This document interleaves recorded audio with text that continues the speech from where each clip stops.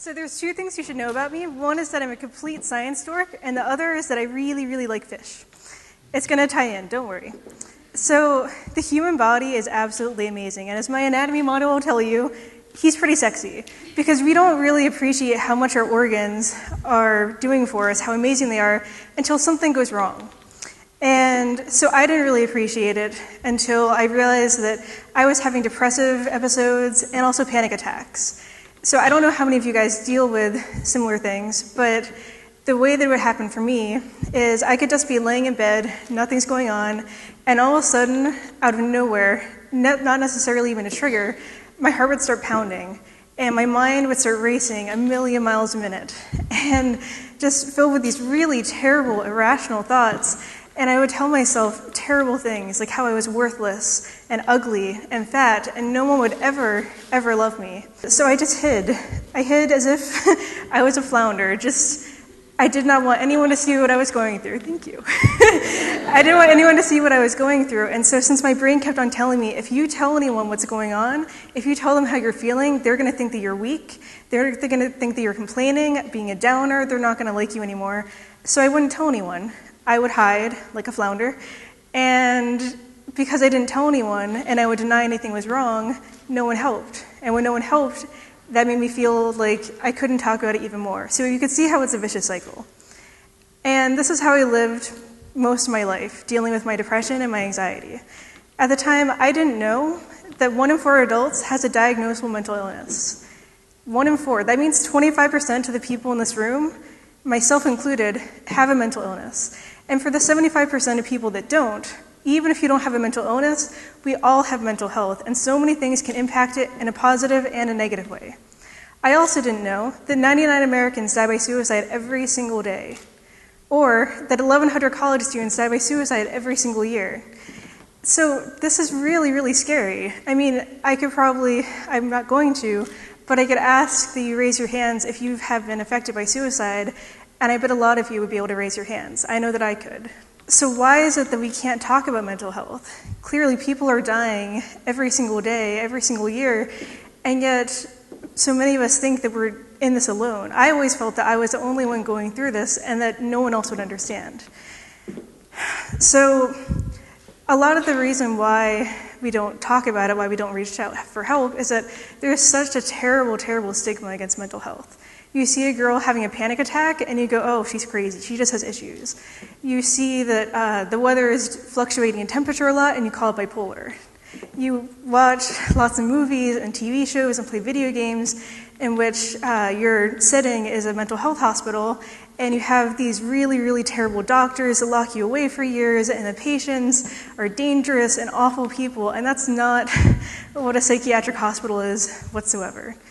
But I thought this was normal. Just don't talk about it, you're all alone, and that's just how life is. It wasn't until I got to Ithaca College and I joined a club called Active Minds. Active Minds is a national nonprofit organization that's dedicated to promoting awareness and advocacy for mental health. So at Ithaca College in 2010, we started a really great thing called SIM panels, or Speak Your Mind panels. And this is a way to start the conversation about mental health. In a nutshell, this is a picture of one of our SIM panels, and we go to student bodies, so classrooms, residence halls, faculty meetings, and we present our stories each of how we or a family member or friend has been through some sort of struggle relating to mental health, whether it was a diagnosable mental illness or not. We then open it up to discussion in which the audience and panelists can talk openly about mental health and address some of these difficult issues. So what is it that our panelists talk about? Well, they talk about mental illness. That's everything from major depressive disorder, bipolar disorder, psychotic disorders, personality disorders, everything under the sun. But they also talk about these things. So many things impact our mental health. Even if you have never been to a therapist, you don't have a diagnosed mental illness, a lot of us have been through one or multiple things on this list, or we know someone who has. And again, we don't really talk about these things very much.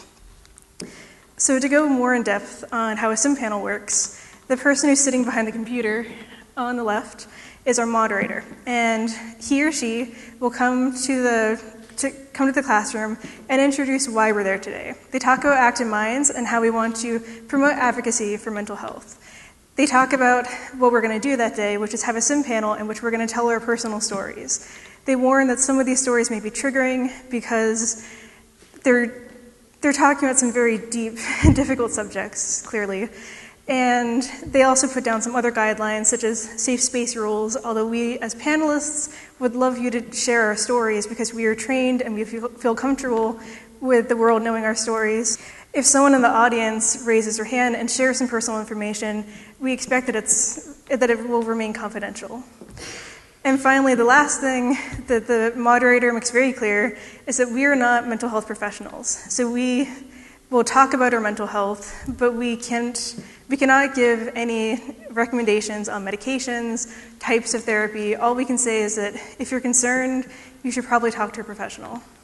After the moderator introduces the panel, then the panelists will speak for about 5 minutes each, again, about how they or a friend or family member has been through some sort of struggle relating to mental health. And so after the panelists speak, the moderator will then facilitate a discussion between the audience and the panelists. And so as I talked about before a little bit, this is the most important part of a sim panel, because for many of the people in the audience, they may have, say, read a textbook chapter on bipolar disorder.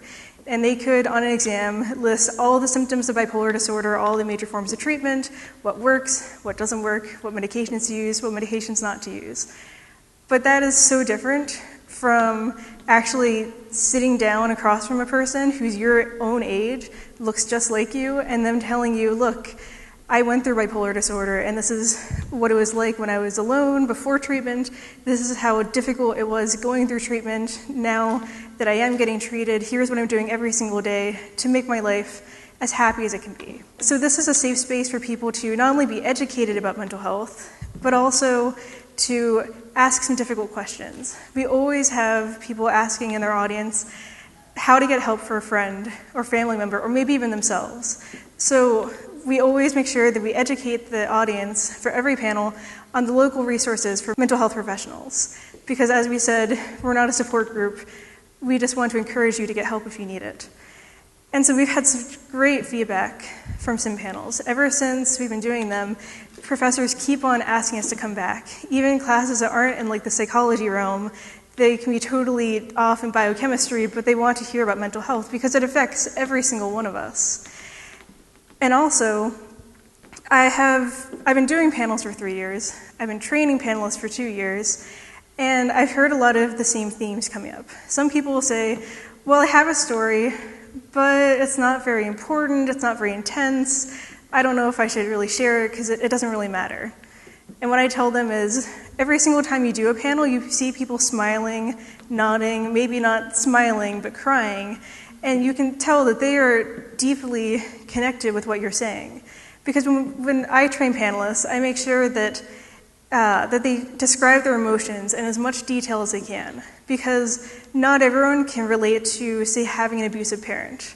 But everyone can relate to the feelings you had of hopelessness, of anger, of sadness. And so everyone is able to relate to what you're saying. And even if your story isn't intense, in quotes, I guess, everyone has an important story that will connect with so many people.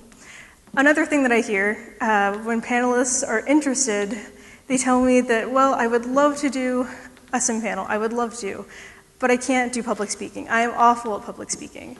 And so I tell them, I was always awful at public speaking. In my first panel, I was a freshman, and I was talking in front of over 200 people.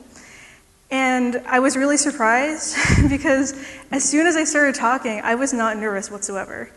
Because I realized that while I was telling my story and what I had been through, I wasn't just talking for myself. I was talking for the hundreds, thousands, millions of people my age, younger and older, who want to speak out about mental health and they just can't.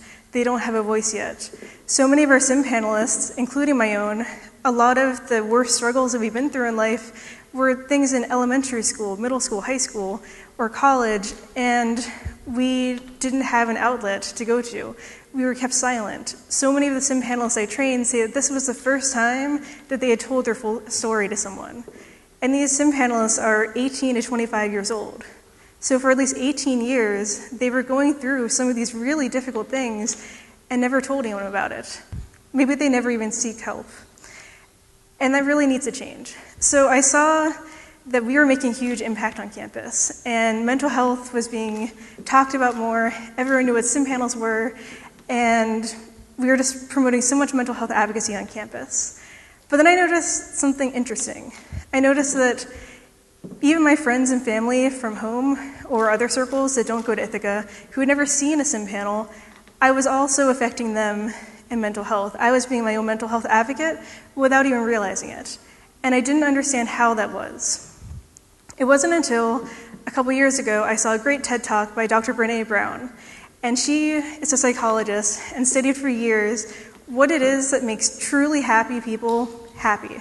Is it a personality trait? Is it something they do? And after a lot of research, she found that happy people aren't afraid to be vulnerable. So to relate that back to SIM, I feel like in today's society, whether it's in education or the workplace, it's so competitive. And so we don't want people to know that maybe we're suffering. So we build up this wall of achievements, of, say, your GPA, how much you earn, are you in a relationship, how big is your house? And we put up this wall around us and say, look, I'm totally fine, everything is fine. And maybe you are fine, but maybe you're not fine. And you're just hoping, like I was when I felt like that flounder, that no one would see exactly what I was going through. So I said I like fish. I went to the aquarium and I saw this fish, and I thought to myself, that fish looks pretty happy with that gigantic shell that he has. And I bet if you were to ask that fish how he was doing, he'd say, well, look at my shell. My shell is gigantic. It's the biggest shell in the tank. It has all this nice algae on it. And everything in my life is totally fine. But then I walked away from the tank, and I came back a few minutes later, and the fish looked like that. So we all can relate to that. Sometimes we feel that way, and that's totally normal and okay. Even if you don't have a mental illness, even if you've never been through anything that traumatic, we've all felt whatever emotion that fish is portraying, whether it's fear or being overwhelmed, helplessness, whatever it is. And so the thing is, when we put up our walls, when that fish was hiding inside his shell, we would have never known that he was going through anything difficult. It's not until he finally breaks down that barrier, either by choice or by accident, that we know that something's wrong. Because we are very good at hiding when we're going through something difficult. You can look at my resume and see, oh, look at all the jobs she's had, her GPA, she has so many friends, she's totally fine. You would never necessarily guess that I have a mental illness. And it's the same for all of our panelists and people in the world in general. So where do we branch from this? We have reached so many students, faculty, and staff on campus at Ithaca College. We've gone to a local high school. We're trying to branch out to other colleges. And if you're a college student watching this, I would really recommend that you try and implement something like SIM panels on your campus, because you will be amazed at how well received it will be. But not everyone can do a panel. Just functionally, panels work great on a college campus, but most of us aren't in college, or just, you don't really need to tell your story in front of 200 plus people to be an advocate. And so what I found that I was doing, without even realizing it, that I was being a mental health advocate, was I was just talking about mental health, whether it's mental health in the news or my own mental health, just bringing it up in conversation, starting the conversation. And then I found that close friends and family members who I had known for years suddenly got themselves help. They asked me, hey, I've been going through some stuff.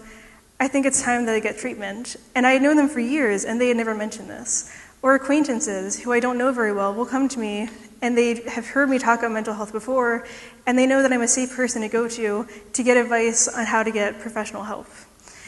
And most recently, where this was really hitting really close to home, I had a friend who nearly died by suicide just a couple weeks ago, and he was so against medication and so against going to hospitals, but because I was comfortable about talking about mental health, I was finally able to persuade him with some other good friends that he should get professional help. And he's on a better track today, and I'm so glad that I didn't lose him. So if I want to leave you with one thing, it's that please do not be afraid to start the conversation, especially if you see someone who looks like that really scared fish and you just walk past them in the hallway and you don't think twice, that person may have had their walls broken down involuntarily and they need help. Sometimes it's a life or death situation, literally. And even if not, I know that I didn't have the guts to get myself help, professional help, until I had a support group around me. That only happened when I was able to talk about it. So even me, a mental health professional, it took me years to get professional help. And now that I do have a psychiatrist, have a therapist, and I'm doing things day to day to make my life healthier and happier, if you had talked to me like 5 years ago and showed me my life now, I never in a million years would guess how happy I am. So please, don't be afraid to start the conversation, because you might just save a life one day. Thank you.